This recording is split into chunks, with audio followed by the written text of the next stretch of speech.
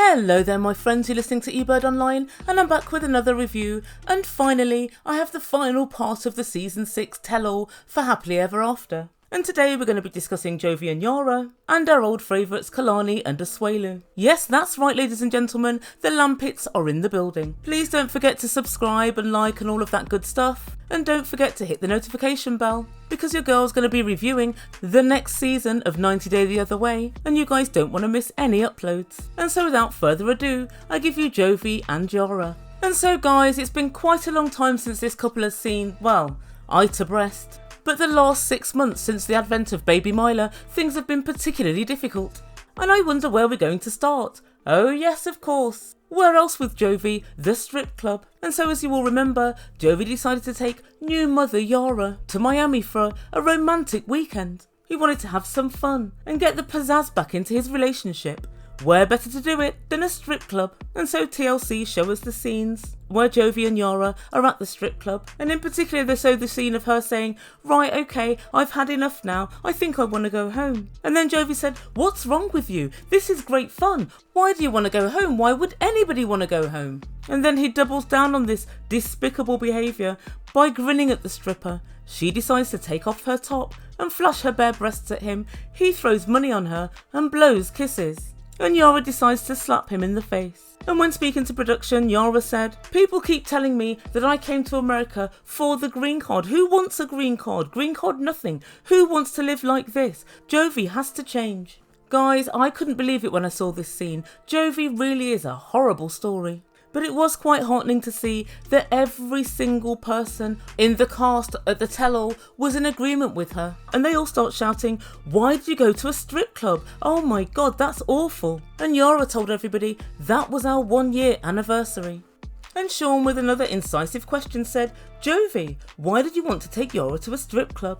And Jovi said, "Well, whilst we had a babysitter, I wanted to do something fun and different." Different, Jovi. It's all you ever seem to do. It's not different, not one little bit. And Andrei, yes, knuckle-dragging Andrei, even he said, "You took a postpartum mother to a strip club on your anniversary. I tell you what, you got off easy with just a slap." And Jovi defended himself yet again. "Strip clubs are fun. I just wanted to spice things up a bit."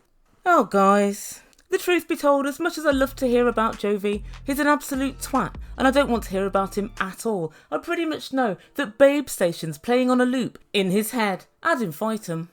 All I can think is poor Yera. But as usual, Sean didn't get to the bottom of the matter. Not only was Jovi disrespectful in sitting blowing kisses to the stripper, Yera was extremely hesitant to go to the club, and Jovi said, "Don't worry, if you get there and you don't like it, we can leave, I don't mind." And she said, "Are you sure? When I get bored, when I don't want to be there anymore, you'll just go?" "Yeah, of course." So the moment they get in there, Jovi starts acting the fool. And when Yera said, "Okay, I'd like to go now," he basically refused to go. And so it's not just the fact that he took her to a strip club, that's bad enough. But I guess she agreed to go, so it's down to her. It's the fact that he refused to leave when she felt uncomfortable. Sean, I really wish you concentrated when you watched this show. And then, once again, like a broken record, Yera threatens to go back to Ukraine. Yeah, yada yada yada. And she said if Jovi doesn't change, that's what I'm going to have to do.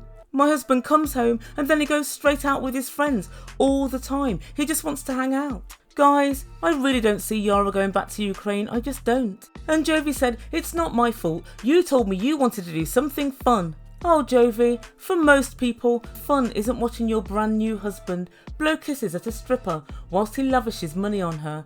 That's no fun. And then Sean introduces Gwen to the stage. And in the understatement of the century, Gwen tells us all that Jovi has some growing up to do. And she said, "You're now raising a family, and they should be number one, and your friends are no longer number one." And Jovi whined and complained and said, "It was hard being a new father. How would you know, Jovi? You're never there." And then he turned on his other well-worn excuse, which was ye old, Yera's too attached to the baby. And when Sean asked Gwen about this, Gwen said, yeah, she needs to let go a little bit. And Yera said, "Yes, I am attached because I am all on my own with her for months at a time." And between you and me, now the baby's 8 months old, she probably gets a more intelligent standard of conversation than she does from Jovi. But then she drops a big bombshell and she tells Sean that she hasn't had a period and that she might be pregnant again. And she said, if I am, I will move to Ukraine because I can't cope on my own. I'll need my mum around. But then she said she hasn't yet taken a pregnancy test, so she doesn't actually know. Guys, I call bullshit on this whole story, but you never know, I guess. But Gwen thinks that she knows and she's really worried, and I can see that she's really torn because on one hand she's thinking, great, I'd love another grandchild, but on the other hand she's thinking, damn, she's going to go back to Ukraine and I'm hardly ever going to see these kids. And then Gwen said to her, you are very emotional at the moment though. Oh my god, you're pregnant. And it was more of an accusation than a question. And she just kept saying over and over that Ukraine is the place for her if she is pregnant. And Ronald puts his size 9s in and he says, Jovi, are you not even going to fight for your kid? Or are you just going to let her take your kid? And Jovi pointed out, well, when I come back from work, I'll just go to Ukraine and live there for the odd month here and there and then go back to work. It will just be a change of logistics. It won't be me giving up my family. But guys, where does that leave poor old Gwen? But I've kind of got a feeling that this isn't true because I don't know why she wouldn't have just taken a test so she knows where she is. And remember back to when she was first pregnant, she took a test pretty damn quickly. So why has it taken her over 2 months to do it now? Interesting, very interesting. Lights, camera, bullshit. But Jovi ends the segment by saying, if that's the best thing for our family, moving to Ukraine, then that's what I'll do. And I guess, guys, that's as good as we're going to get from this couple. Even though Jovi seems to be maturing, it really is at a snail's pace. But I do always get the impression that he does want to move forward with his family. And he is committed in some way to making it work. We just need to see a little bit more effort and a few less strippers. That should do the trick. And so next up, we get on to Kalani and Asuelu. And the big news with this couple is that Asuelu wants to go back and live in Samoa. And then we're treated to a VT of Asuelu carefully explaining to Kalani, I'm a Samoan man, you're half Samoan woman, we have a Samoan family. And Asuelu said, I really want you to learn the Samoan way. The Samoan way? Asuelu, pray tell, what way is that? The way that everyone's struggling and fighting to get out to America or Europe, or the way that infant mortality in Samoa is double that of the United States. Is that the way you mean? Which way? And so Kalani sits on stage and she asks him, why do you want us to move to Samoa? And Asuelu said, because you don't want to do things the Samoan way. And then Sean asked, in the most reductive question since she said, why were you so angry about the strip bar, Yera? She asked Kalani, why are you so opposed to moving to Samoa? And Kalani patiently explained that she'd never wanted to live in Samoa. And she said when we first got together, we had a conversation about where we would live and it was decided that we would live and raise a family in America. But Asuelu's not giving up that easily. And he said, well, I want to go to Samoa for 3 years. We've had 3 years here. And I want her to see what a Samoan family life is like for the next 3 years. And he further tells us, in Samoa, women do all the cleaning and look after the kids, and men go hunting and fishing and get food, but they also do all of the cooking in big ovens in the ground. And I gotta tell you guys, I'd probably go there for a good year. It sounds quite nice. Hanging about with a baby all day, cleaning a 1-room house, none of our English drizzle, but best of all, fresh fish every day, cooked in a traditional Samoan way. I think the only bit of this I don't want is a Samoan man bossing me the fuck around. That bit doesn't sound so good. But when he said the men do all the cooking, Kalani jumped in and said, Asuelu, why don't you do any cooking here then? And Asuelu said, yeah, well the thing is, I'm very used to cooking in the ground, and yeah, I don't know how to use the oven. And everybody started laughing, and even Asuelu couldn't even finish what he was saying because it was so much horseshit. And so to break the boredom, they bring Kalani to the stage, Kalani's sister. And Sean said, what do you think about them moving to Samoa? And Kalani didn't even need to empty her clip. She shot her down with just the 1 bullet. And she said, I don't see it happening. She's not the type to be forced into anything. Now come on Kalani, this is the storyline, go along with it. And Sean was goading her. She said, is Asuelu trying to make Kalani more submissive? And Kalani jumped in and said, yes he is, 100%. He wants me to go over there so I can see how all the women in his family do things. And I find this quite interesting because thus far, all the women in his family seem to do not that much and beg others for money. Is that the Samoan way that Asuelu speaks of? Get ready, Kalani. Kalani and Asuelu want £1,000 a month to live. Asuelu really is a clown sometimes, he really is. But another thing that I did think about is, if Asuelu really did want to go home, he should have done it before his mum came home. Her presence in Samoa is enough to repel Kalani for life. She'd rather go on holiday to the Jersey Shore as opposed to Samoa if your mum's going to be there. But then something did strike me, and I don't know what you guys think of this, but I've got a feeling that it's not just the fact that Asuelu and Kalani are impendingly going to have nowhere to live, because as you know, her mum and dad are moving to another state and there's not going to be room for those guys to live with them. But I also think it's going to squash this whole asking Asuelu for money if he's back in Samoa, because they'll know he doesn't have any money, he's living off the land. He's now a subsistence farmer. And in fact, back at you, Tammy, I now want £1,000 a month from you. That in fact would be the only good thing. If they did move to Samoa, I would honestly hit Tammy up and beg her for money. You're in America after all, Tammy. I'm in Samoa. Give me all you've got and just a soup some more. And speaking of the devil, next to the stage is Tammy, Asuelu's sister, and his mum Lucina. And whilst they were still backstage, Tammy said, I don't know what I'm going to do if she comes after me.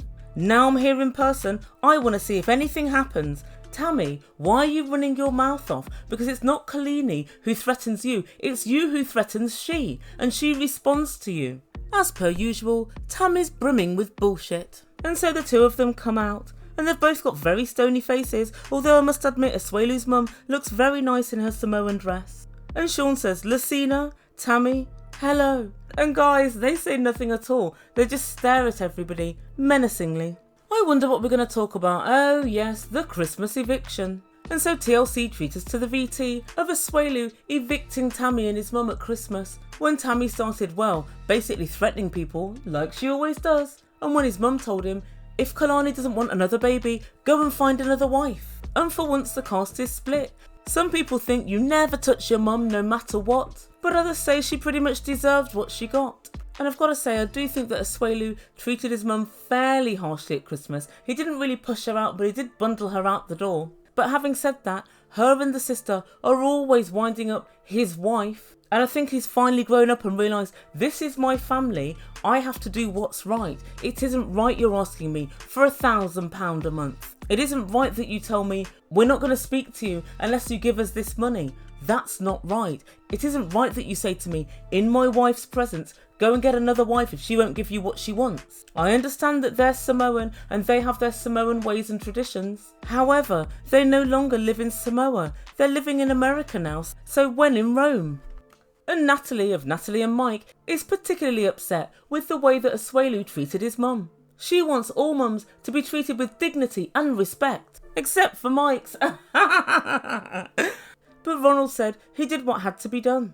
Kalani wanted to rewrite history and she wanted to say he didn't actually bundle her out the house. He bundled Tammy and she followed. But when they ran the video back, it was pretty clear. I could see Asuelu's hands on his mum as well. Although he wasn't really pushing her out the door, he was guiding her, and so it really wasn't ideal. But then something really interesting was said, and it really made me think. Asuelu's mum has 9 children, and Tammy said Asuelu's the youngest and he's always been really spoiled and he's always got everything that he wants. And I thought, what? But wait a minute, that's exactly what I say about my little brother.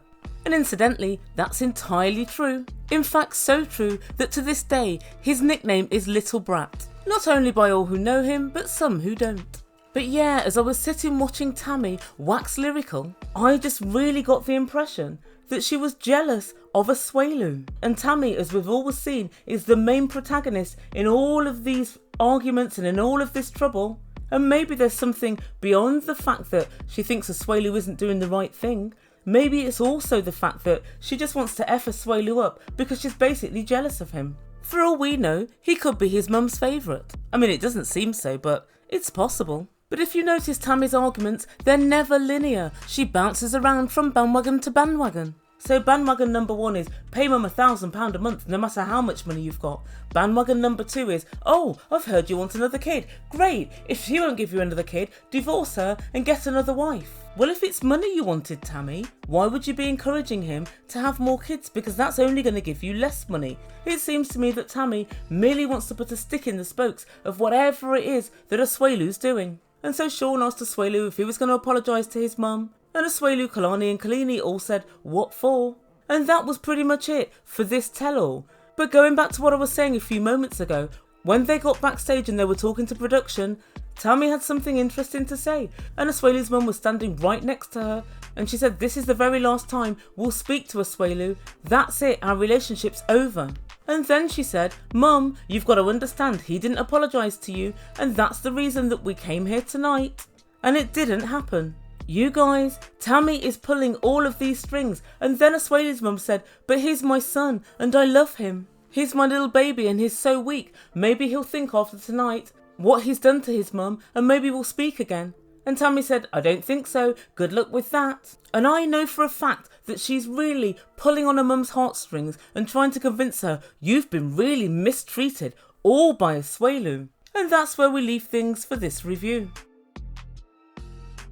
So guys, let me know what you think. Do you think that Yera might possibly be pregnant? And do you think there's any chance at all that she's going to go back to Ukraine? I certainly don't. And by exactly the same token, do we think that Asuelu can possibly get Kalani over to Samoa? I don't think he's got a cat in hell's chance. But what I do want you guys to weigh in on is, what do you think his reasoning is for going back to Samoa? Now everybody seems to think it's because he's such a misogynist and he wants Kalani to clean for him and look after the babies. But that doesn't really make sense to me, because that's what she does anyway. I think it's because he wants to relieve himself of the pressure of having to come up with rents and car insurance and normal payments that we have in the West that are, each and every month. I think it's more of a financial consideration than a misogynistic consideration. But guys, let me know what you think, and I'll get on with my next video. As I said earlier, I'm going to be reviewing the new series of 90 Day the Other Way, and I should have a video up in the next day or two. Guys, please like, subscribe and all of that good stuff, and I'll see you very soon.